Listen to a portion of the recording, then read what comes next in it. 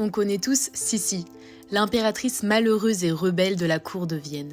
Mais qui est-elle vraiment et qu'a-t-elle fait ?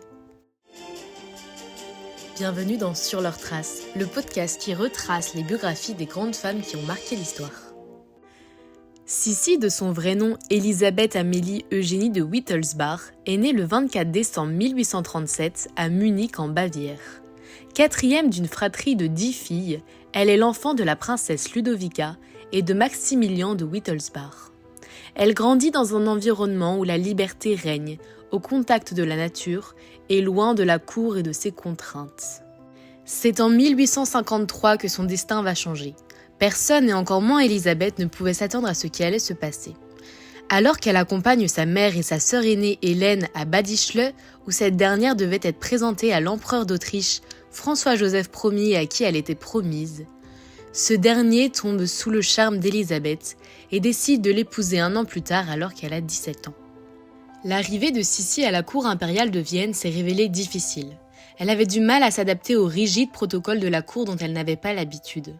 À côté de ça, l'autoritarisme de sa belle-mère, l'archiduchesse Sophie, qui s'était opposée au mariage et n'hésitait pas à remettre toutes ses décisions en doute, n'arrangeait rien.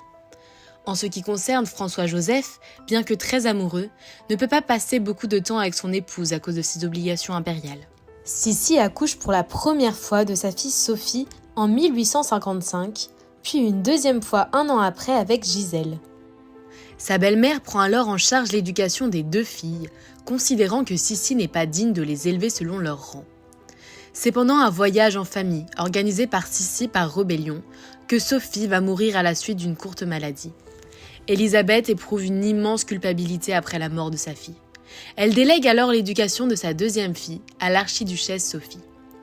Cette perte plonge Elisabeth dans une profonde dépression, un état dont elle ne parviendra pas à se relever avant de longues années. En 1958, Elisabeth donne naissance au tant attendu héritier mâle, Rodolphe. Sissi a ensuite de plus en plus de mal avec l'atmosphère suffocante de la cour et part régulièrement en voyage dans l'Europe pour aller mieux. Une fois guérie, elle revient plus belle et rebelle que jamais, marquant ainsi les esprits. S'impliquant dans la vie politique, elle va être à l'origine de l'unification des couronnes avec la Hongrie. Ainsi, en 1867, François-Joseph et Elisabeth sont couronnés roi et reine de Hongrie. Un an plus tard, sa dernière fille Marie-Valérie voit le jour. Elle devient vite sa préférée et sa protégée avec qui elle va beaucoup voyager dans l'Europe. À la mort de son fils, l'héritier Rodolphe dont le corps a été retrouvé avec sa maîtresse, Sissi fait face à une nouvelle tragédie et retombe dans une profonde dépression dont elle ne se relèvera pas. Elle accuse la cour de Vienne d'en être responsable et portera des vêtements de deuil jusqu'à la fin de sa vie. Elle va ensuite voyager à nouveau, chercher l'anonymat et se cacher de la cour.